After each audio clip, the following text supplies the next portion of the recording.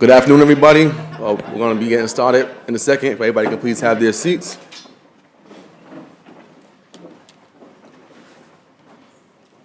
So for those who do not know me, my name is Bob. I'm trying to use this instead.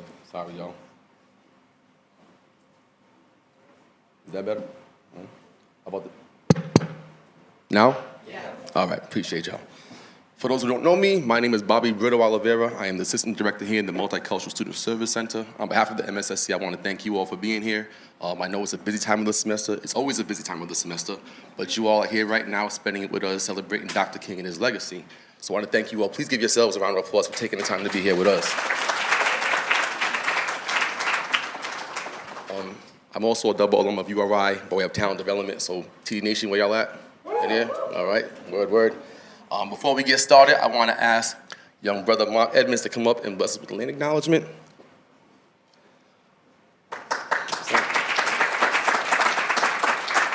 Mark is a second-year TD scholar. He is also the treasurer of the Native American Student Organization. Had the pleasure of meeting this young brother on his moving day of talent development last summer, and always shows up for the MSSC and always shows up for NASO. So we appreciate you being here doing this for us today, brother. Thank you, Bobby. Like he said, I am a second-year accounting major. I also work with NASO as the treasurer. NASO is our Native American student organization here on campus.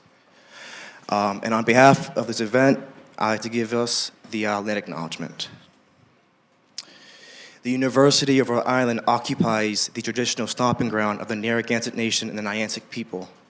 We honor and respect the enduring and continuing relationship between the indigenous people and this land by teaching and learning more about their history and present-day communities, and by becoming stewards of the land we too inhabit.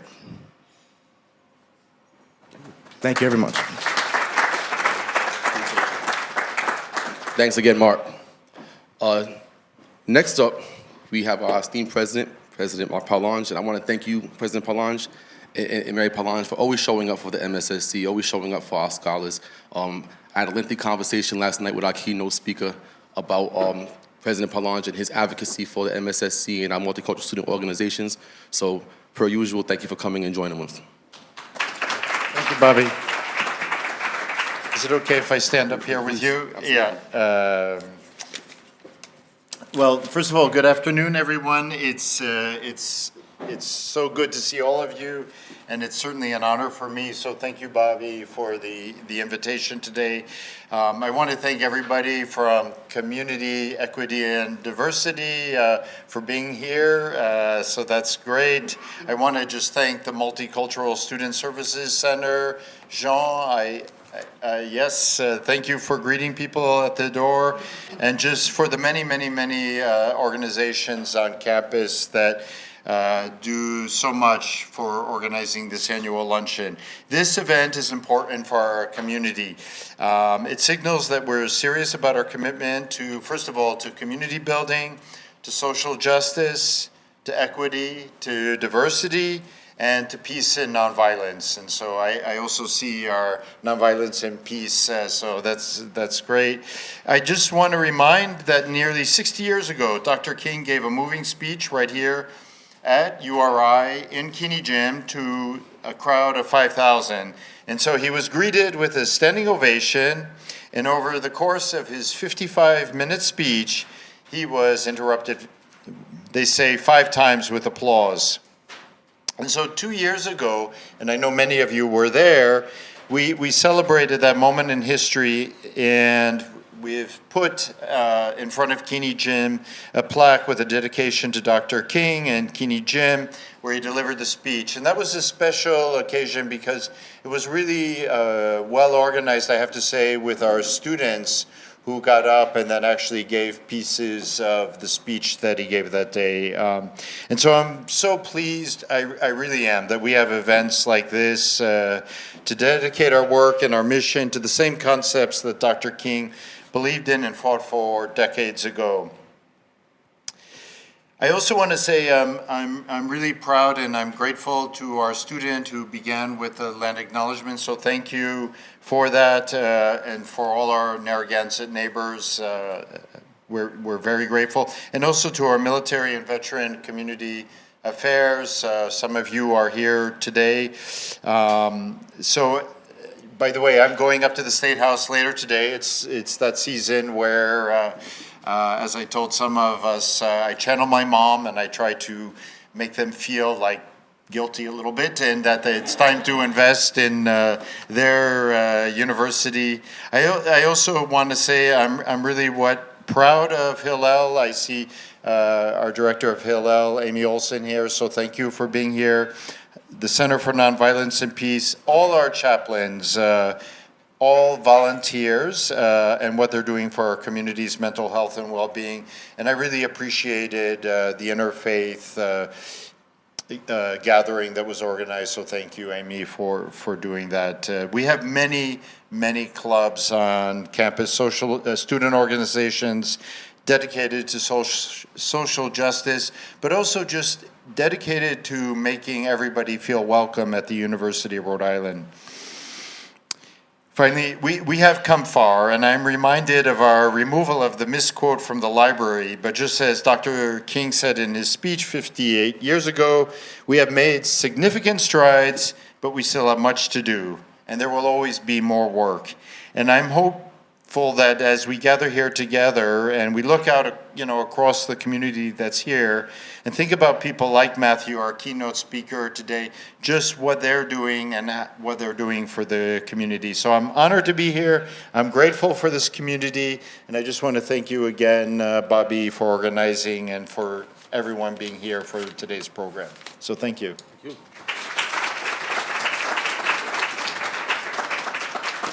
Thank you, President Palange, again. Special thanks. If you all look at the back of your program, you will see some thanks that we want to give our community also. The Office of Community Equity Diversity. Give them a round of applause, please. CED. The Center for Nonviolence and Peace Studies for their collaboration. Thank you all. The Hillel Foundation.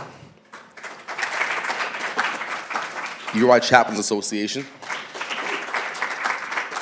If you look there in the back, they're setting up Caribbean Soul. If you never had it before, you're in for a treat. That's all. It's amazing. So please support Black and Brown-owned businesses. The Black Student Union. Where y'all at? Where's up? BSU. The Native American Student Organization. And of course, PENSA. Additional thanks I got to give today is to Brother James, who has always showed up and recorded our events to make sure those who can't be physically present with us are able to watch it. James is also an alum of the university by Uptown Development, so thank you, James. Appreciate you. Marlon just stepped out momentarily, but Marlon on the keys, also a TD Scholar alum, so I want to give it up for Marlon for the music. Oh, right here he is. Marlon, there he goes. And of course, my sis, Zay Gonza, who is also a TD alum.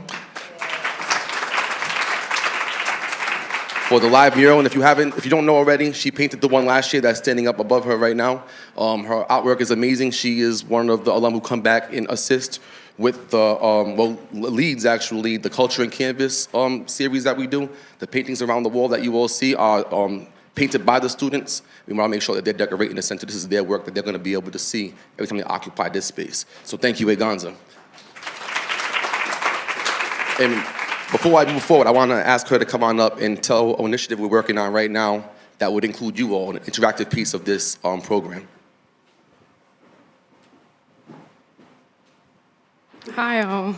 Like I said, I'm Eganza, and I just wanted to give a little background of what this is, and this is not just something that I'm here to paint and just vibe with, but I wanted to make it a memorable moment because I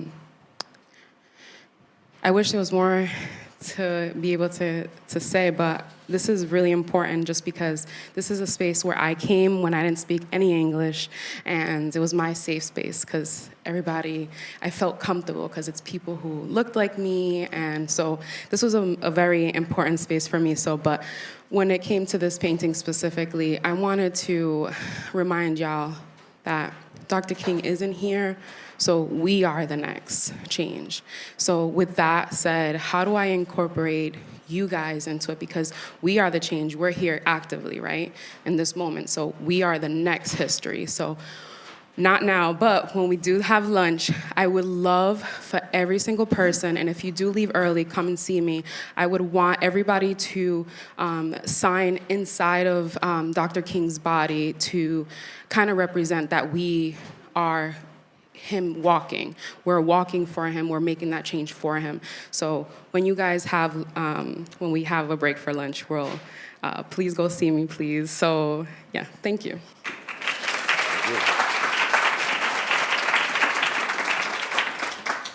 All right, before we bless the food, some words I want to share with you all in reference to Dr. King. So you can't overstate his importance and his contributions, not only to black people in America or people of the African diaspora or people in America in general, but we must recognize the impact that he had around the world by way of the people, policies, and movements that took place because of his existence and his work. Too often, I said this last year and I want to reiterate it this year, we received that K through 12 watered down version of the man who has far more in common with liberators like Brother Malcolm than we like to think, or that we're oftentimes taught. While my high school was one of the few high schools in Rhode Island who offered Black history as an elective, it was the first time I was taught that subject matter outside of Black History Month. And even then, I was only given a certain picture of the man who we know as Dr. King.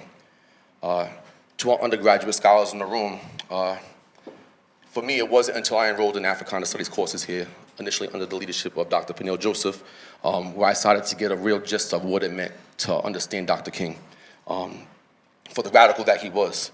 Last night, again, I had the pleasure of talking with Brother, where's he at? Dr. Quaino. He stepped out real quick, but Dr. Quaino, we spoke for a few hours last night, and just reflecting on our time in Africana Studies. I ended up minoring in it, he majored in it. Being under, again, Dr. Joseph and Dr. Cynthia Hamilton, Dr. Ray Ferguson, his mother, Dr. Vanessa Quaino, who led Africana Studies for many years, and later being able to tutor Africana Studies under the tutelage of my big brother, Earl Smith, who I wear proudly today. Having the privilege to take those courses really opened my eyes, and I encourage you all as our scholars to unlearn some of the things, and even us as professionals, unlearn some of the things that we were taught to get a true understanding and depiction of who Dr. King was.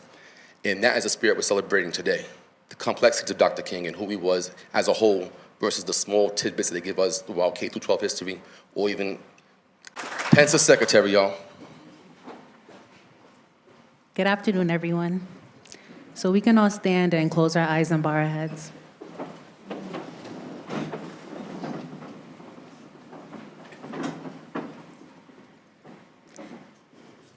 Heavenly Father, I want to thank you for this day and just thank you for bringing us all here together. I want to thank you for this moment and how far we've come here together to just celebrate Dr. Martin Luther King. Father, right now I pray that today will be filled with memories, fellowship, and that when we leave here, we'll learn something more about Dr. Martin Luther King and our history. Right now I want to bless the food. I pray that let it be nourishing to our bodies, and thank you for the people who was able to cater.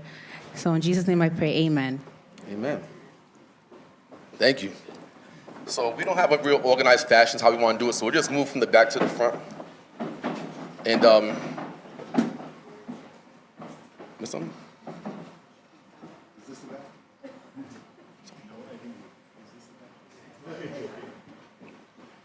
We can start with this table, yeah. If you insist. Yeah.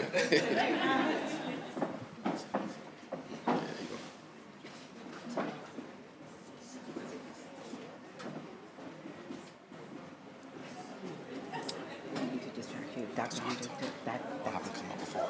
I'll have to come up before. We can these ones.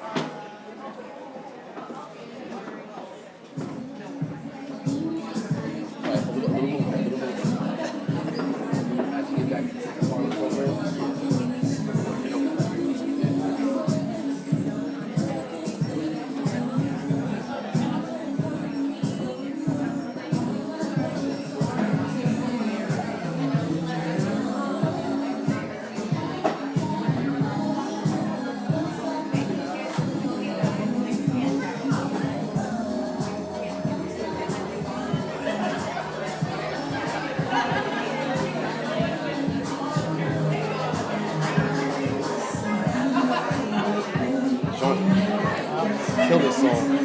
Oh my God. This is my super senior year. Oh God.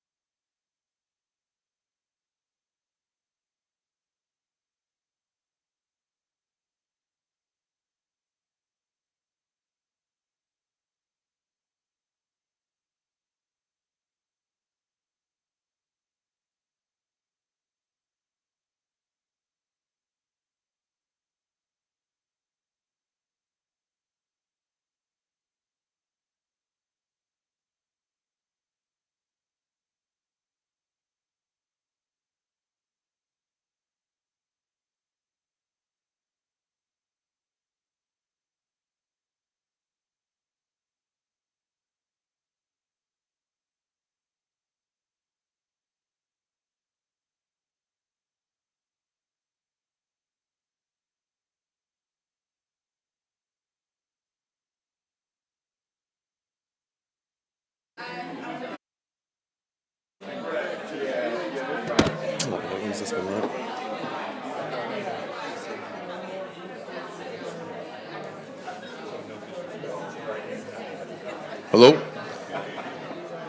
Hello, everybody. We're about to resume the rest of the program.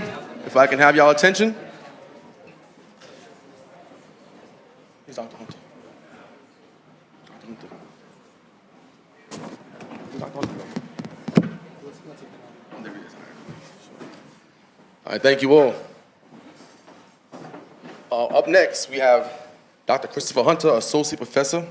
He is also a member of Alpha Phi Alpha Fraternity Incorporated and a Morehouse College alum, both of which Dr. King belonged to. So Dr. Hunter, if you don't mind coming up and blessing us with the Black National Anthem, we'd appreciate it.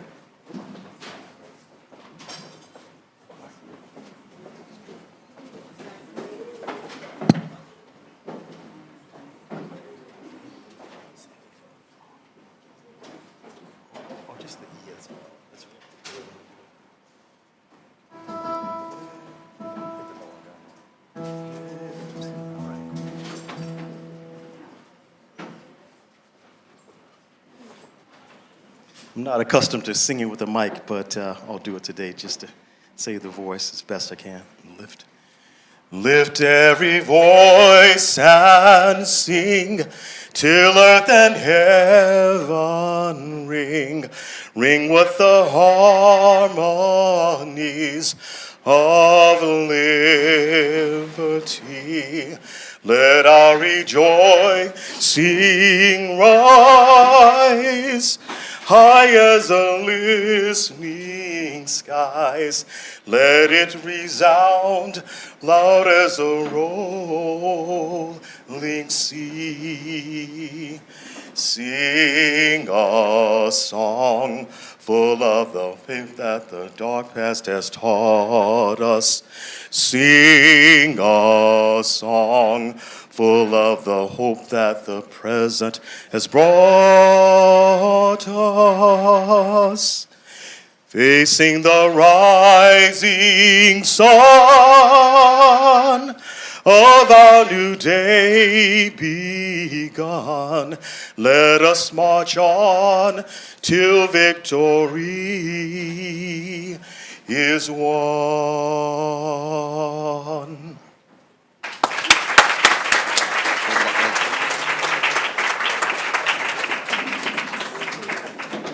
Thank you, Dr. Hunter, for always coming through as usual and blessing us with the Black National Anthem. Up next, we have the MLK Peace Award. It's going to be presented by Amy Olson from the UI Chaplains Association.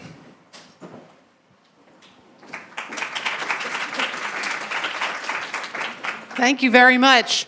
There's a party going on in my mouth right now from that food back there. Thank you so, so much. May, would you join me, please?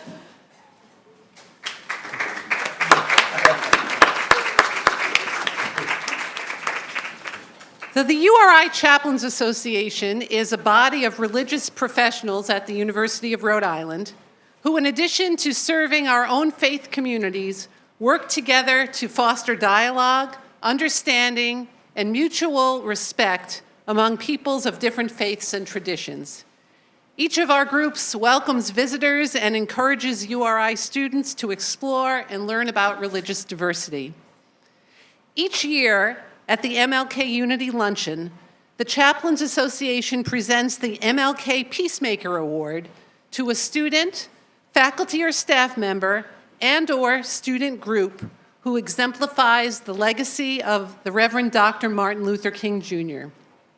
This year, we are pleased to present the award to May Long.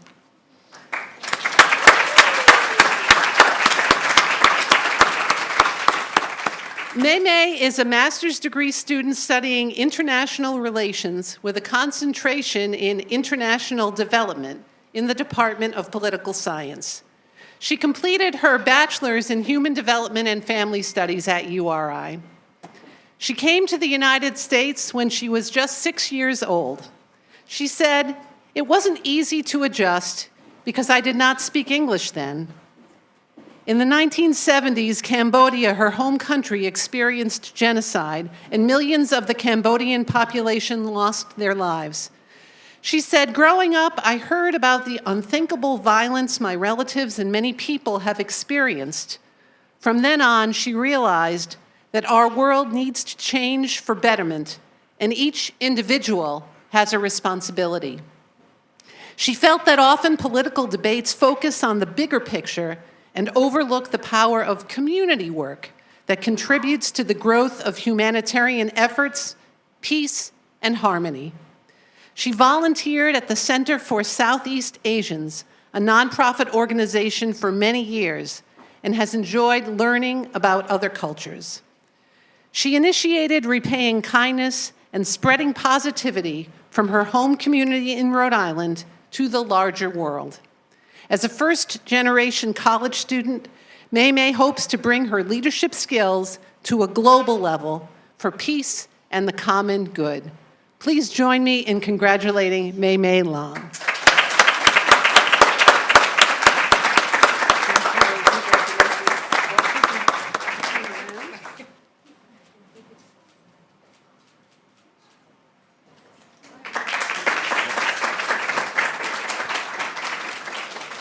Thank you and congratulations. Up next, we have the Human Rights Award. It's going to be presented by Skip Mark and Meg Frost from the Center for Nonviolence and Peace Studies.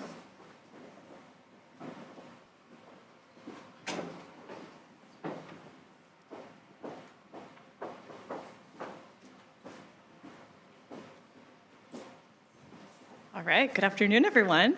This is Skip Mark. He's the director of the Center for Nonviolence and Peace Studies here at URI, and I'm Meg Frost, and I'm the associate director of the same center. So following that up, we have the Human Rights Award, which is given to an exceptional faculty member who has made significant contributions to nonviolence, peace, and human rights in our community and across the state.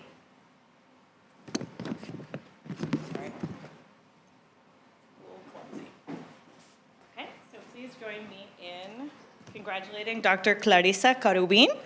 She's an associate teaching professor. Yeah.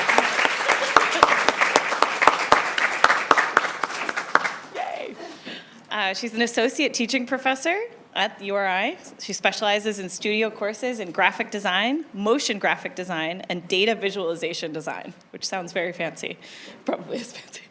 With a passion for teaching and a passion for her art, graphic design profession, she's committed to bringing her industry experience and academic expertise into the classroom. Dr. Carubin is originally from Argentina. She did her doctoral studies in Spain at the University of Barcelona, and prior to coming to URI, she taught for many years in Dubai in the UAE. She has said that her exposure to multiple cultures has played a fundamental role in her commitment to helping students cultivate a broader perspective and foster empathy with an appreciation of for social responsibility. So in today's diverse world, these are essential skills required to create designs that are not only visually appealing, but also ethical, inclusive, and impactful. So we have some of her designs that are printed out if you'd like to see them in that manila folder back there. So we'll pass them around. They're really, really cool that she and her students worked on. So the URI Center for Nonviolence and Peace Studies recognizes and significantly appreciates your contribution toward educating and promoting human rights through creative art and design to your students and the broader community. Congratulations, Dr. Carubin, for winning this year's Human Rights Award.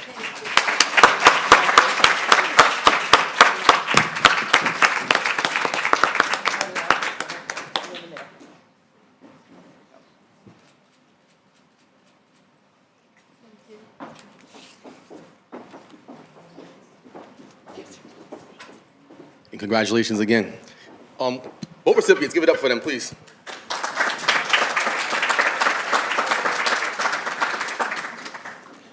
So right now, we're going to move on to the final part of this program, which is our keynote speaker, Dr. Matthew Quaino. I will read his introduction, although this brother needs no introduction to this university. Now, I think I know who you are, brother. I'm going to read this. This man's name rings bells out here. And I'll stop with this. Dr. Matthew Aaron Quaino is a professionally trained historian, community leader, minister, and speaker. He holds a BA, summa cum laude, in political science and Africana studies from the University of Rhode Island, graduating in 2015. Dr. Matthew graduated from URI at 19 years of age and was noted as one of the first African-American student commencement speakers in the university's history. Dr. Quino earned a MA, summa cum laude, in Religion, Society, and Ethics from Princeton Theological Seminary in Princeton, New Jersey in 2017. And he earned his PhD, summa cum laude, in History from Howard University, HBCU, in Washington, D.C. in 2022. Dr. Quino partners with several community organizations in humanitarian efforts to address local and international hunger, homelessness, and health disparities, while remaining engaged in nonpartisan civil rights advocacy to address the origins of societal disparities. His community organizing work has been featured in local and national media outlets. At 28 years of age, Dr. Matthew is often called upon schools and colleges and conferences, nonprofits, and corporate entities to teach and lecture. As a published scholar, Dr. Quino has been invited to present at several institutions such as the University of Rhode Island, Bryant University, Princeton Theological Seminary, Bethune-Cookman University, Carleton State University, Howard University, Warner University, Asbury Seminary, the University of Ghana, and, how do you pronounce this, brother? Asahi University. He has served as an adjunct professor of history at Carleton State University in Baltimore, Maryland. Dr. Quino currently serves as a senior pastor of Solid Rock Community Church in Kissimmee, Florida. Dr. Matthew is happily married with 3 children. Dr. Quino's mother, Vanessa Quino, served as a tenured professor at the University of Rhode Island for over 3 decades. So as I mentioned, this brother's name rings bells out here. He's a legacy at this university. But although he comes from legacy, he paved his own path when he got here, and he leaves a legacy in his own right. Graduated in just 2 years here from URI. And give it up for that, 2 years. And I gotta say, like a lot of us in this room who have been here for a while, we watched this young man grow and blossom into the adult that he is, and being able to catch up with him yesterday, I didn't realize how long it's been. Because, social media, you think you see somebody often, but you really don't. But he walked in that door, my first time probably seeing him in almost 10 years. But just caught up right where we left off, and it's amazing to see his growth as a husband, as a father, as a leader, as an activist, and as someone who was a product of this university. And I welcome him back, and please welcome him back with me, Dr. Matthew Quino.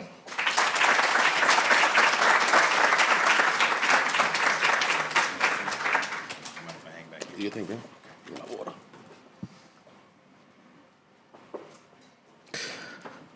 I don't know how much I owe Bobby in currency for that kind introduction.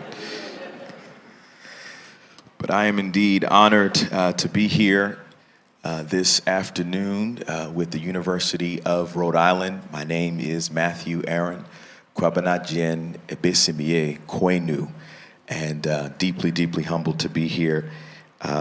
It's been a long time since I've been on campus, and I'm delighted to see all of the innovation and the updates to the infrastructure, all of the new buildings. However, I was deeply comfortable to know that one thing has not improved, and that is parking. I parked illegally first when I came here and ran up here to make sure I was here on time. And while I was running, I felt in my spirit, I have a dream that my rental will not get towed. But I was able to move it subsequently. I'm here and grateful also that my wife has allowed for me to be here. I did have just a little picture that I was trying to put up. If I can have some help with that. Okay, I think we'll see if it comes up here. But deeply grateful. We have 3 boys, and Matthew II, who is wincing in pain down there. This was our 30th try at this picture. And the short one smiling is Martin King, my son, my second son, and the one I'm holding looks just as mischievous as he is, and his name is Micah Justice, and my wife's name is Risa. So deeply grateful. 3 kids in the last 5 years. So weeping indoors for the night in my home. So I'm grateful for my wife allowing for me to be here. Give honor to whom honor is due as a part of the African-American homiletical tradition. I'm grateful that our president is here. Can we just celebrate that? President, it's wonderful meeting you, and grateful for your support at this institution, and for all of the administrators and all of the faculty members and all those who serve this rich institution. Can we give a round of applause for everyone? It takes a team to make it happen. And to the students, can we give a round of applause to the students?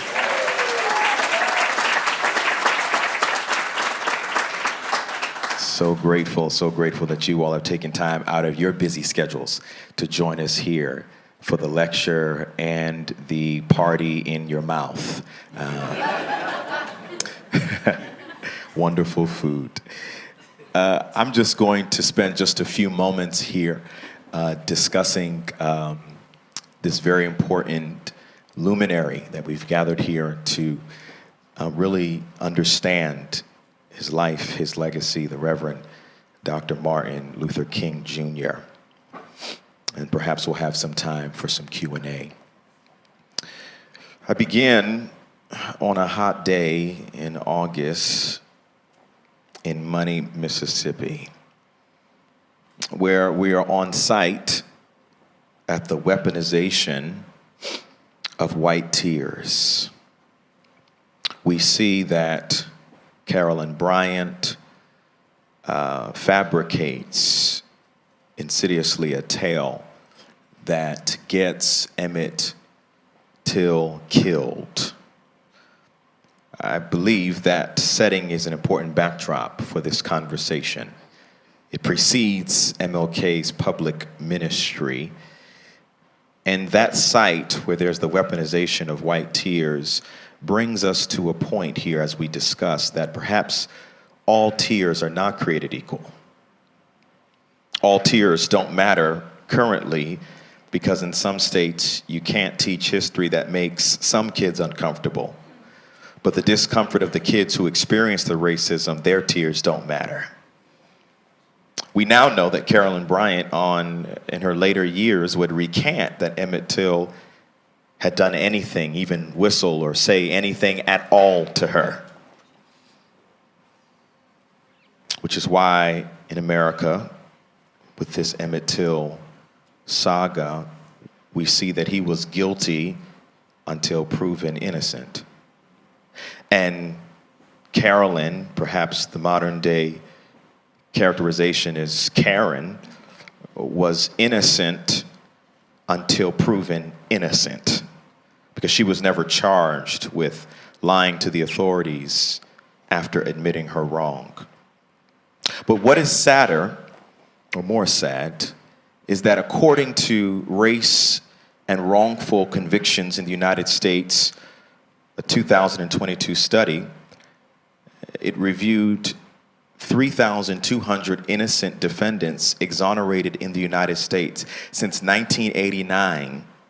And it found that Black Americans are 7 times more likely than white Americans to be falsely convicted of serious crimes. So perhaps it's not only Emmett Till, it's Emmett Still that we are grappling with in this moment today.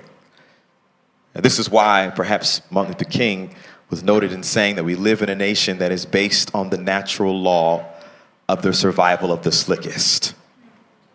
And where people obey the 11th commandment, thou shalt not get caught. When Mamie Till had the decision what to do about the funeral, Emmett's body was unrecognizable, bludgeoned, beaten beyond human recognition. The obvious and normative response would have been to have a closed casket funeral. But she decided to open the casket.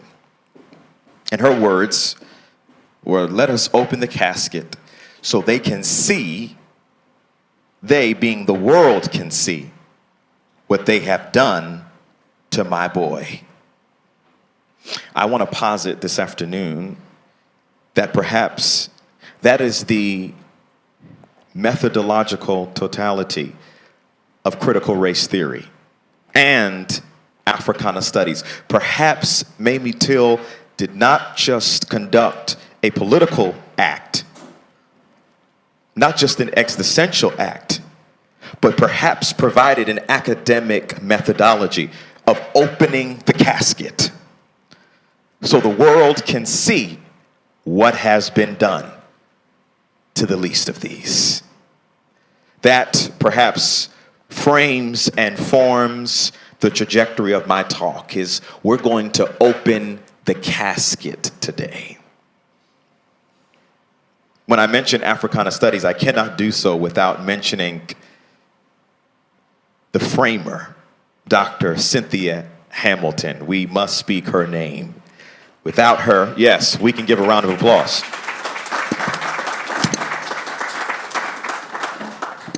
Without her visionary leadership, there would be no Africana Studies program. She began to form the curricular vision for the program. We certainly speak her name. I must do so as well, even in fear of being charged with nepotism. It simply is factually true that after Dr. Cynthia Hamilton founded the program, Dr. Vanessa Quainu, under her leadership as chair, founded Africana Studies as a department. We speak her name.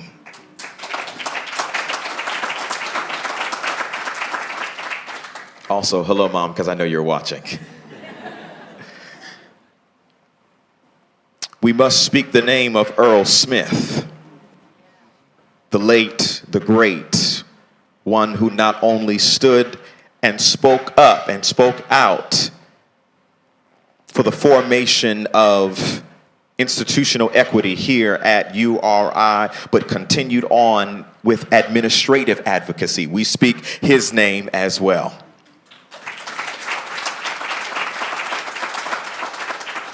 We can go on, but these are some of the names that must be brought to the fore, those who continued the pedagogical and administrative legacy of opening the casket.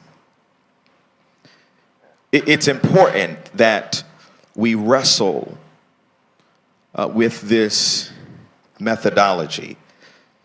If you would, I'll coin it the Tillian casket opening philosophy. Because we like to have closed casket conversations about Martin Luther King. We like to do that because if we were to open the casket, we would see the bullet hole through Martin Luther King's body. We'd be forced to come face to face with the reality that in the words of King, there were many hands on the trigger than the man who shot and assassinated him.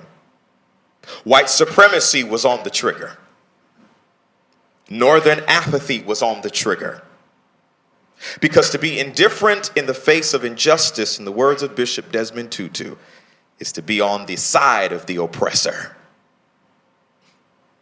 We would have to come face to face with the fact, if we were to open up the casket today in this conversation about Martin Luther King, that perhaps the same hands that were on the gun that killed Martin were on the gun that killed Malcolm.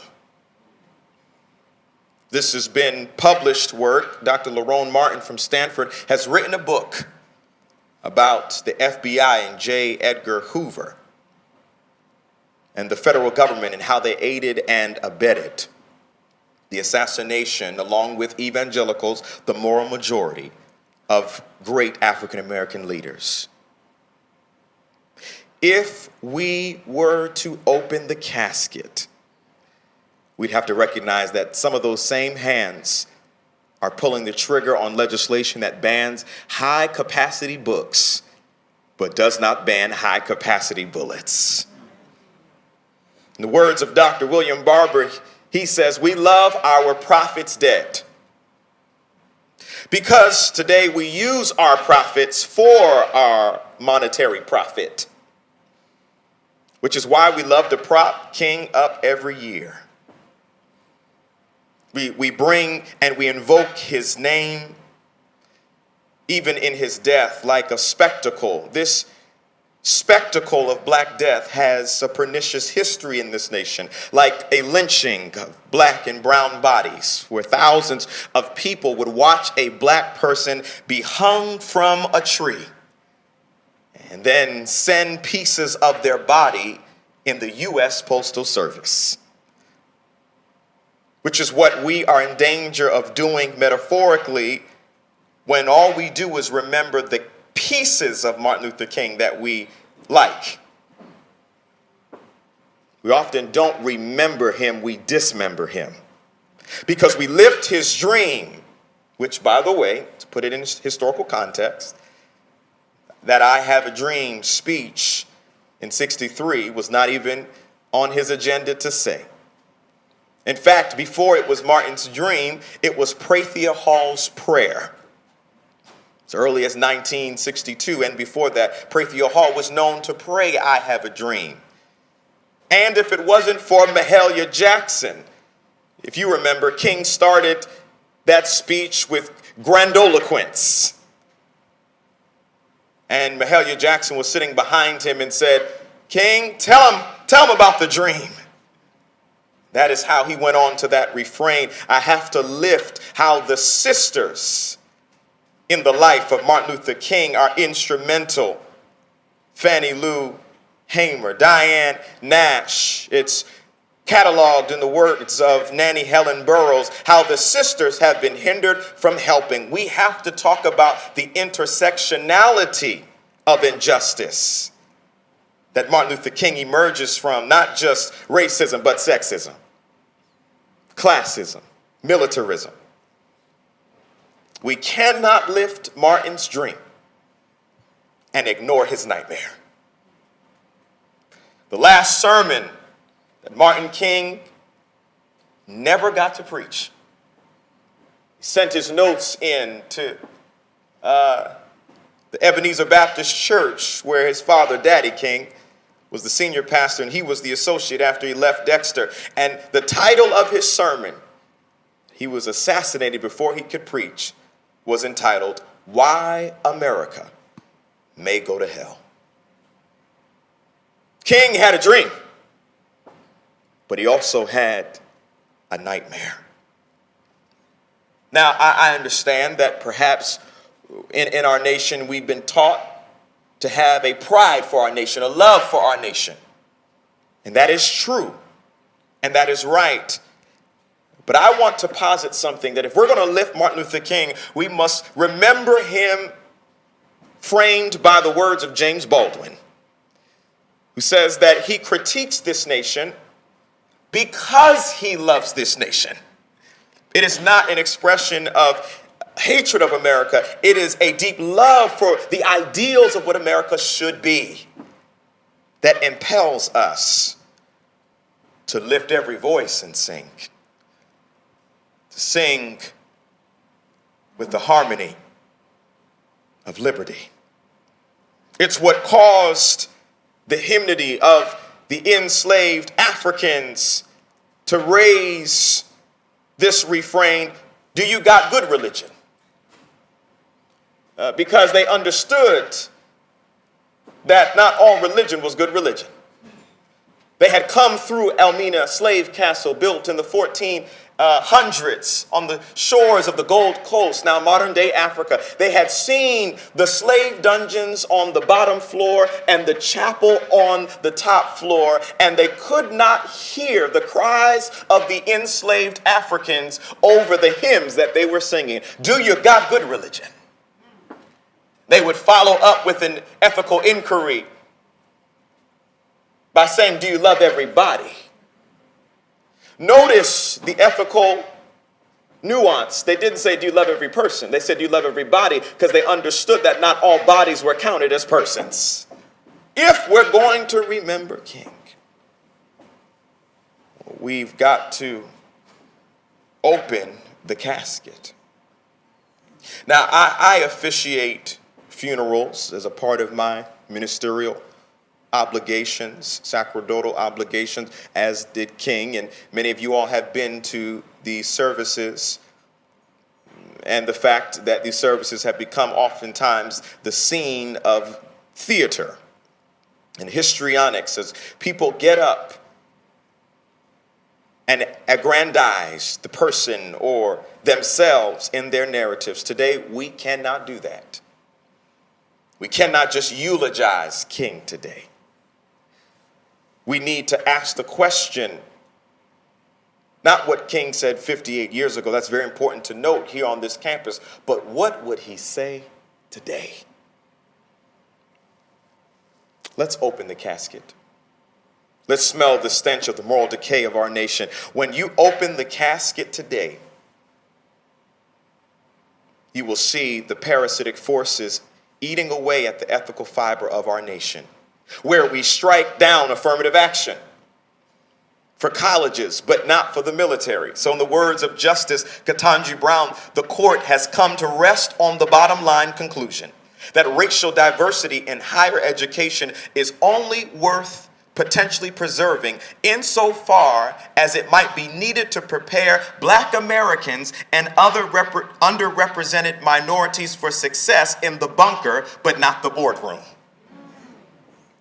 Somebody shouted me, "Open the casket." Open the casket. Yeah, see, this is becoming a part of the African-American homiletical tradition. I don't just speak by myself. Speaking is a communal practice. Somebody shouted me, "Open the casket." Open the casket. Welcome to the Black church. If we open the casket to see what they have done to little brown and black girls and boys, where they recruit them to private prisons, but expel them from public schools.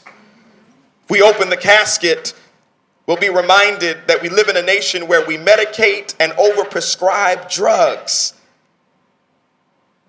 for students in classes and lock up drug dealers in the streets, but do not deal with the biggest drug dealers in our communities, the big pharma industries, according to the National Institute of Health, which says that Purdue Pharma played the central role and its blockbuster drug, OxyContin, in causing the opioid epidemic, which has killed over 450,000 people in the past 2 decades.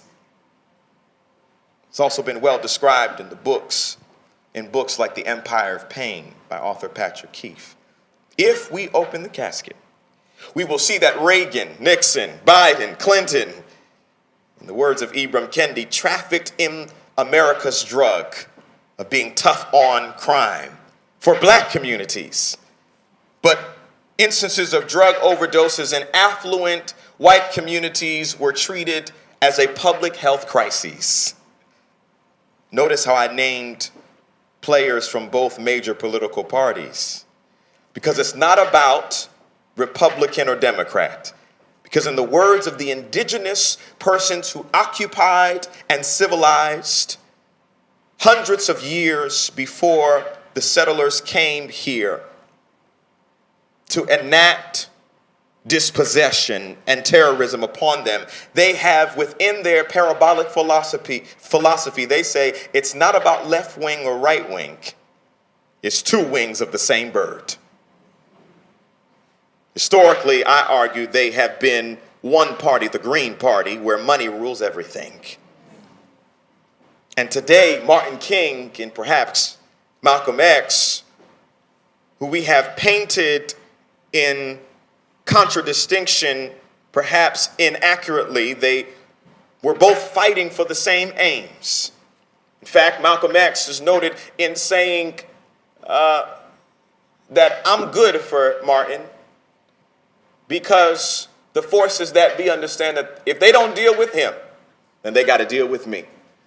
Perhaps they worked well in their differing methodologies, yet having a synonymous end of freedom and justice for all. Perhaps King and X would say that all of us today, irrespective of what partisan political party we register as, we cannot register in the silent party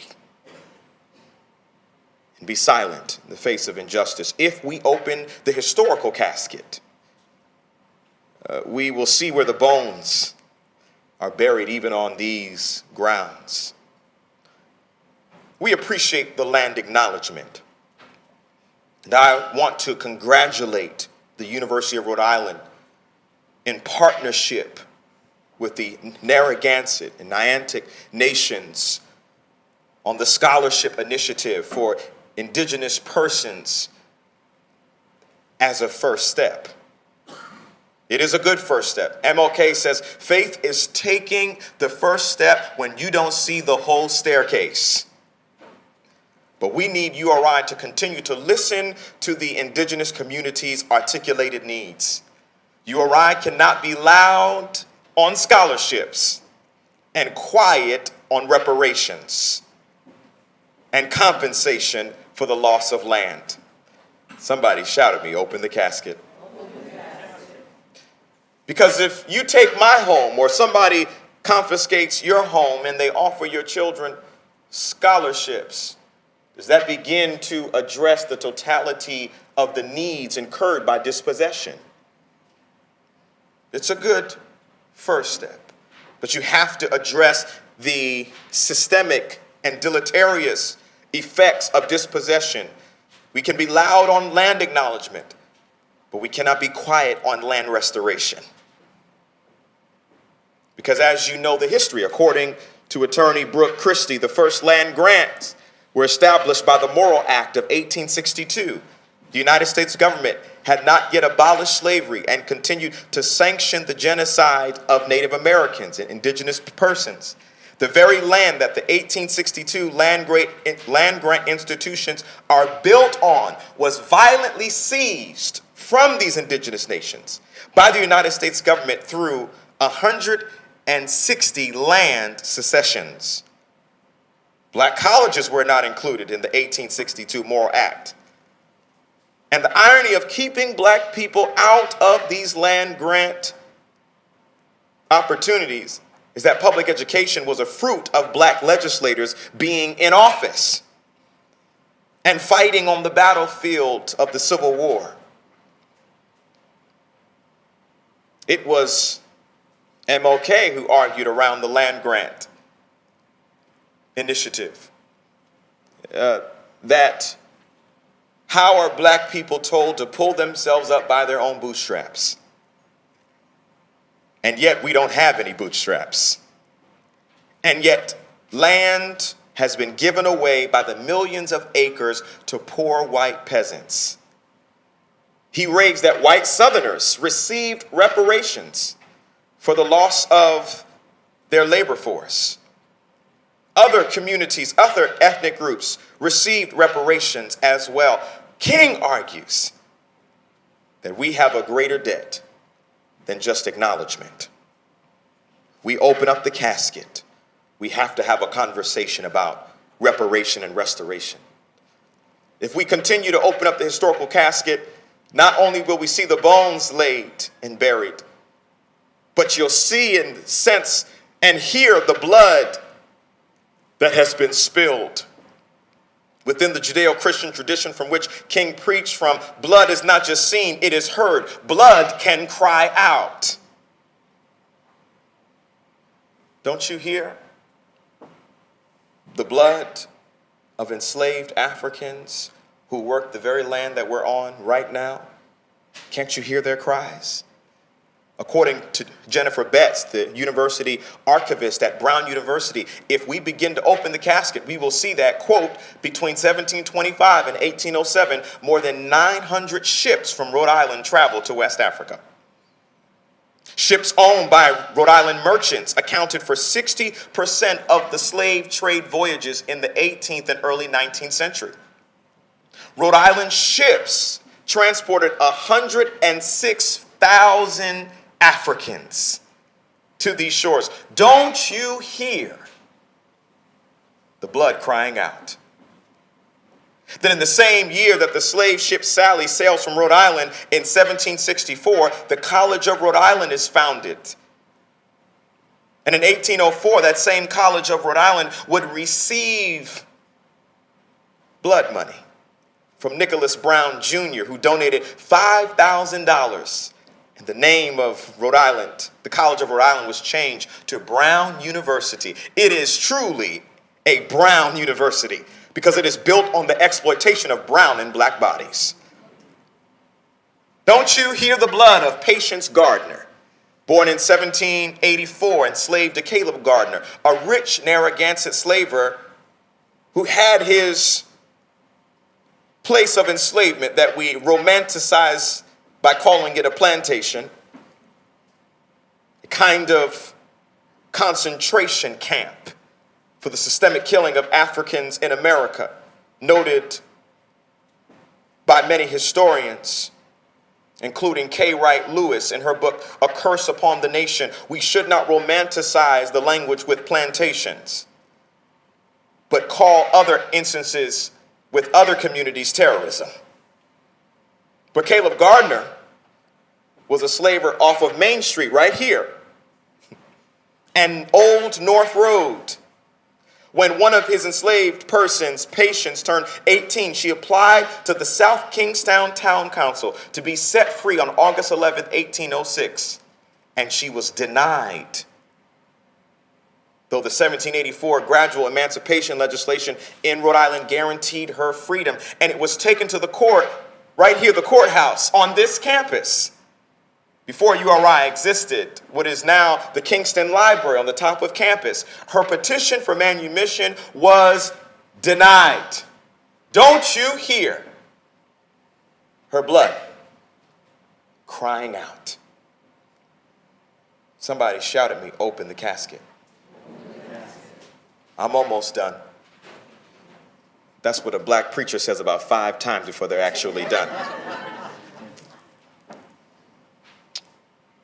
As we open the casket on this legacy of injustice, I know we're supposed to chronicle Martin Luther King's life like a cartoon biography. You wanted to hear when he was born in 1929 and that he graduated from Morehouse early, and you wanted to hear that he went to Crozier. You wanted to hear that he went to Boston and earned a PhD in systematic theology. But I think King wants us to raise and lift every voice. As we lift these voices, it's important that our conversations of race and injustice lead to practical change, because if we have courageous conversations without practical transformation, all we're engaging in is poverty tourism. Racial voyeurism, my experience here at URI, some of my highs and some of my lows, being in class, having conversations about race, and the class slowly, their eyes migrating over to me. Well, Matthew, what do you think about this? As if I am to be put on a kind of pedestal, an auction block of philosophical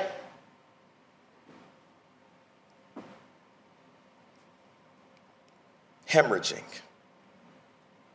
of my experience of what it means to be black, not knowing that recounting those experiences are a kind of traumatic experience in and of themselves. I don't want to have any more courageous conversations. I want us to talk about practical change. It's why at most institutions, and it's true of ones as such that we're in today, Africana Studies is always one of the smallest departments, if it is a department, and receives many aisle funding. Even though you can't get a GED without learning European history, but you can earn a PhD without knowing black history. And the history we celebrate is interesting because we celebrate looting and stealing every 4th of July. But when riots in the streets happen for against police brutality and looting happens, which most often it is not those who are engaging in the protest, but when looting happens in the streets today, we call them thugs, but we call what happened in Boston a Tea Party. They're patriots. If this institution is going to open the casket and take it seriously, Africana Studies must become a part of required Common Core. I understand the normative institutional refrain and responses that, well, students are just not interested in large classes. They're not interested in it, and the interest drives the funding. And the problem with assigning funding to the introduction of truth is that we have ensured that other institutional values are taught to every student who comes through these doors. It must become an institutional commitment, irrespective of the amount of people who are interested in it. You cannot suppress a topic and wonder why there isn't a lot of interest in it. Here's the importance, and I'm closing. Didn't I tell you? Here's the importance of teaching Africana Studies as a part of a Common Core experience, to understand that it's a constituent part of American history, is that once we teach this history, we teach this discipline, this interdisciplinary subject, we will understand that racism, sexism, these injustices are not just bad for one sect of people. If you read W.E.B. Du Bois's final chapter of Black Reconstruction, written in 1935, The Propaganda of History, he reminds us racism is not just bad for black people, it's bad for white people too. Because for the psychological wages of whiteness, poor white people fought in the Confederate Army to maintain a system that kept them unemployed. If we do not teach the importance of our history tied together in a single garment of destiny, in the words of Martin King, we will miss the Bacon's rebellion of 1676, how we are better together. It is not white against black. It is not color. It is actually class, which is why King turned towards poverty. The Poor People's Campaign, which is why he was in Memphis when he was shot, protesting for garbage sanitation workers. In the words of Martin Luther King, we may have come on different ships, but we're all in the same boat now. If we do not open the casket, we're heading for Act 2 of Make America Hate Again. Because if we think that January 6th was just an isolated event, we don't understand the words of Dr. William Barber, who argued that the Electoral College is a college that many of us were designed not to get into. And yet I have good news. As I close for real, I'll close my laptop. Because in the African-American homiletical tradition of which we've come to celebrate, personified in Dr. Martin Luther King, we can't close without being reminded that our history, its great trajectory, is one where the casket today, yes, is full of all of the maladies that I just discussed today, but also, in the words of Maya Angelou, like dust, still I rise. The good news is that the casket must be empty, because all of us will continue to march towards freedom, because we have come over a way that with tears have been watered. We have come treading our path with the blood of the slaughter.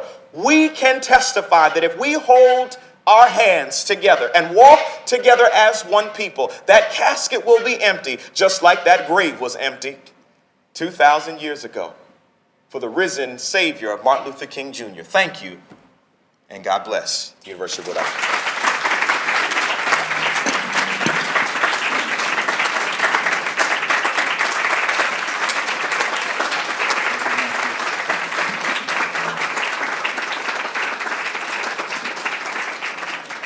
You all are making me nervous. Please sit down.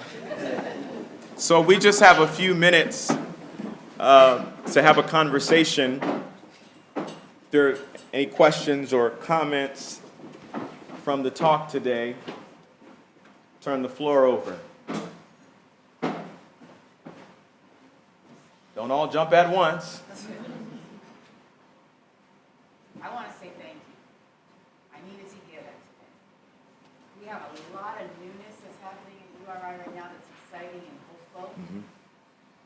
But the open the casket, that got me, so thank you. Absolutely.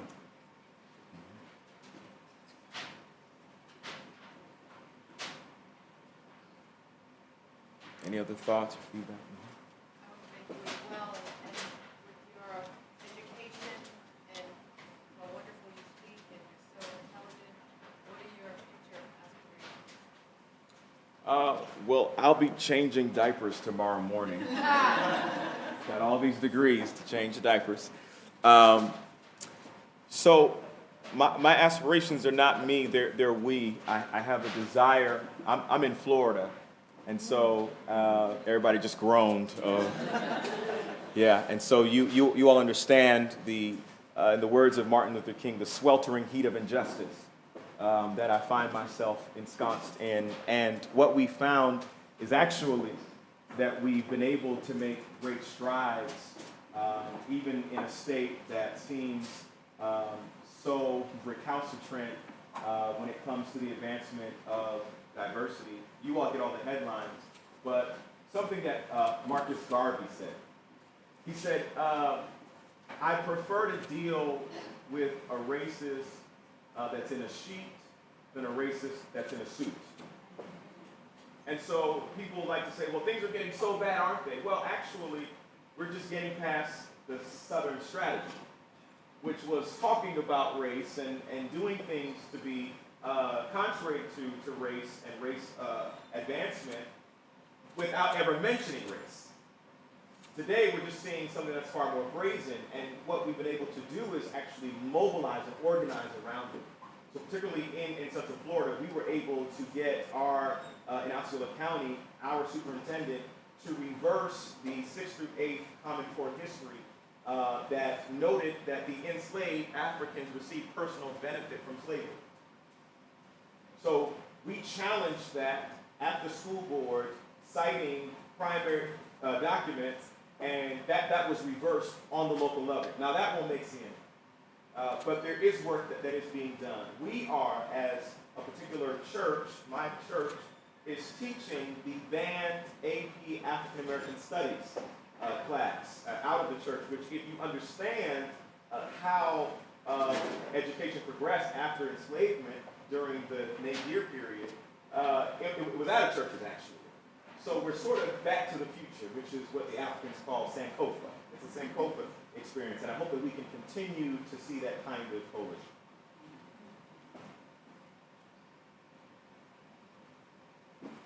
Rhode Island is a state where symbols of slave traders are everywhere.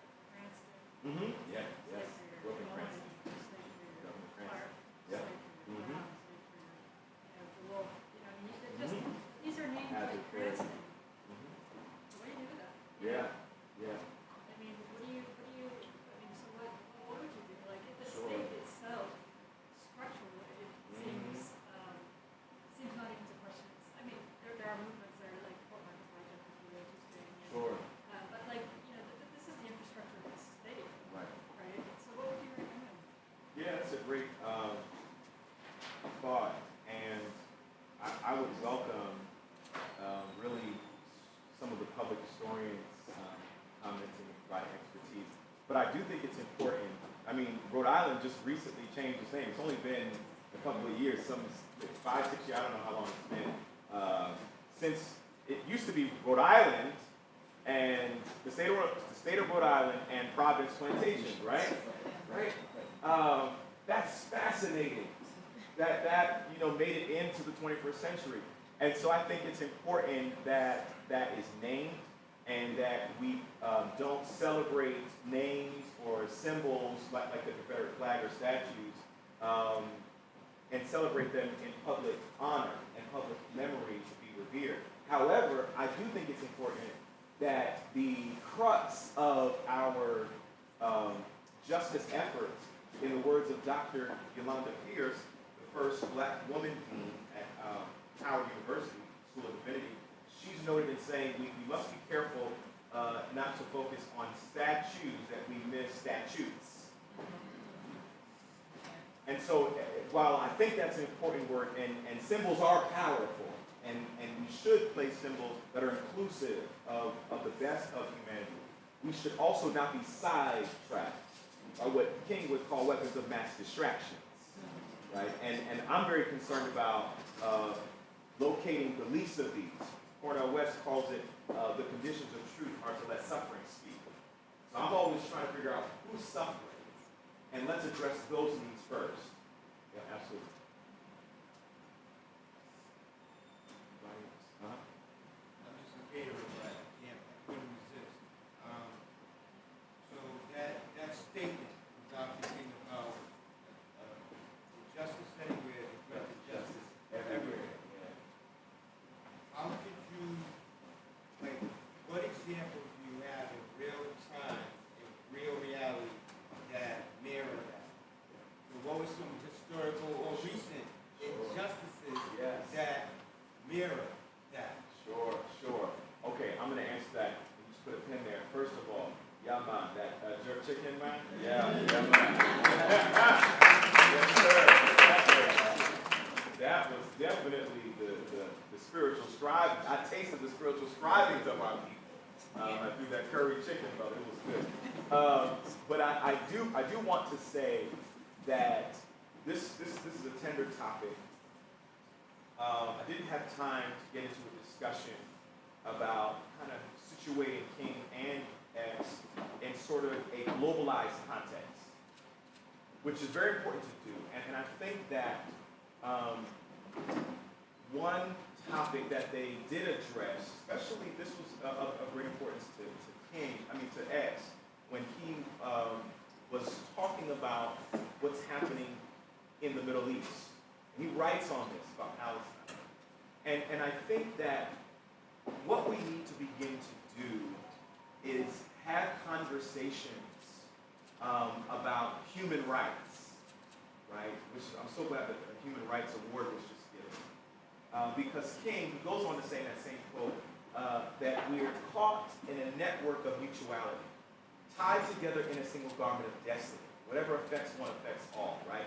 And so that garment should say that Palestinian babies are just as precious as Jewish babies, right? And there has to be a real conversation around what does human rights look like that is not going to be anti-Semitic nor anti-Palestinian, but pro-human beings, right? And I feel like we keep getting caught up on these sides. It's not about left or right. It's about right or wrong, right? That we can clearly say that what Hamas did was wrong, but we can also say that almost 30,000 people being killed in Palestine is wrong.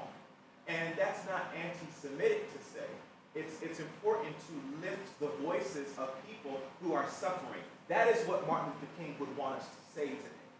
It's not to take sides. It's to stand on the side of justice and truth and to say, can we locate the vulnerable, the oppressed, the child, the widow, the orphan, as the Hebrew scriptures talk about. So that's just one issue that we have to be very, very careful that we don't get caught up in some of these silos and stay focused on the human rights issue at hand. I won't get a whole lot of amens right there, but that's okay. Amen. Any other thoughts? For our students, for our current students on Black and Brown students. Yes. As a student leader yourself, as the president of St. Paul organization, what advice do you have for our torch bearers who are here today, who navigate the same space that we have? Sure. What advice do you have for them? Sure. Well, Bobby, I want to certainly thank you for this invitation and for curating this space. You're a true drum major for justice here on this campus. And I could call your name with all the great leaders here. So where are all the students at here first? Where are all the students? Okay, cool. Awesome. Okay, great. We're all students in life as well. We're all learning. Just real quick, can I just know the majors real quick? Everybody, name and major, please, if you don't mind. Awesome. Okay.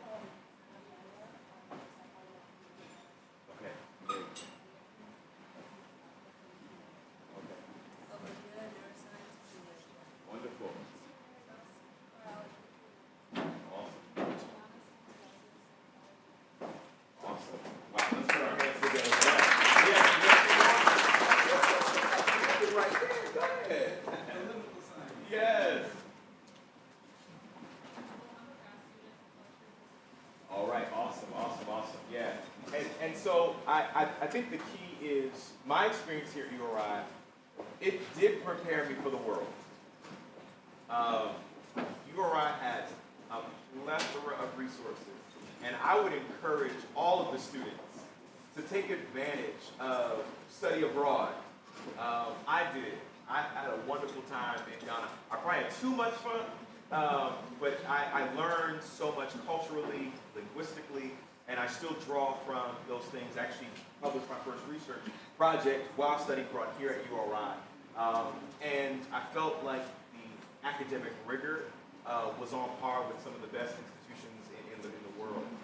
The faculty here, like I love the faculty at URI. I could call people's names, Dr. Gatahi Gatiti, Dr. Norman Barber, Dr. Ray Ferguson. I can call names. These people, they were instrumental in my existential formation, who I am today, not just from a place of the classroom.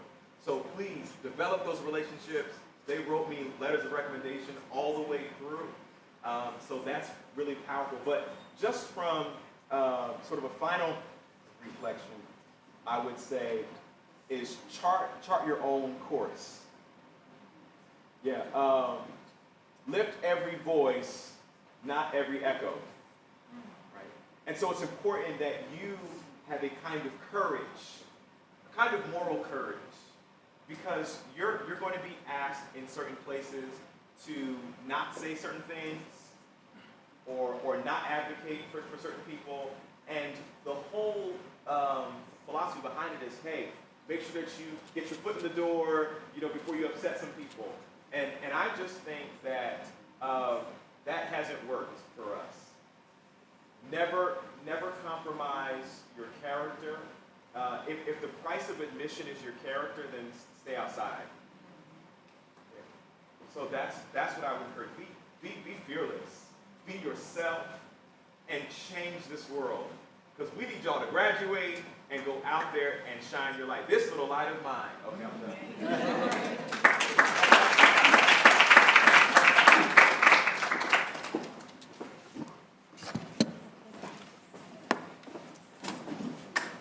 We have one last piece of the program for the stand with us. I want to ask Dr. Hunter once again, let's with a closing song, as we traditionally do with this event. Dr. Hunter, appreciate you once again. And thank you all for coming. Last piece of the call. There's a ball of Gilead. Dr. King is taking songs. Yeah. Spiritual. Yeah. And having a chance to tie in Yeah. the things he's talking about. There is a balm in Gilead to make the wounded whole. There is a balm in Gilead to heal the sin-sick soul. Sometimes I feel discouraged and feel my works in vain. But then the Holy Spirit revives my soul again. There is a balm in Gilead that makes me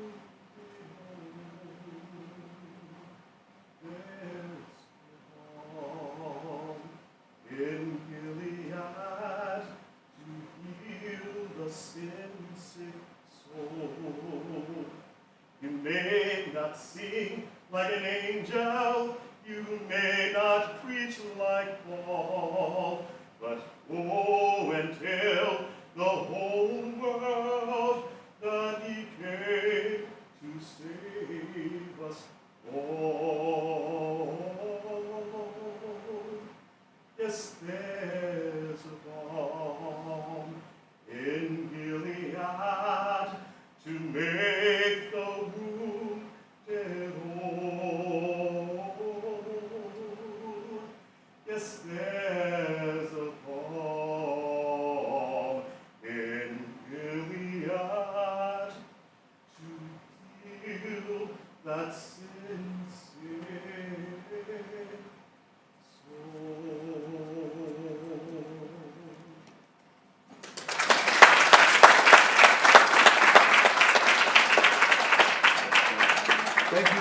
again, and please be on the lookout for more MSSC events during Black History Month in academic years. So appreciate y'all.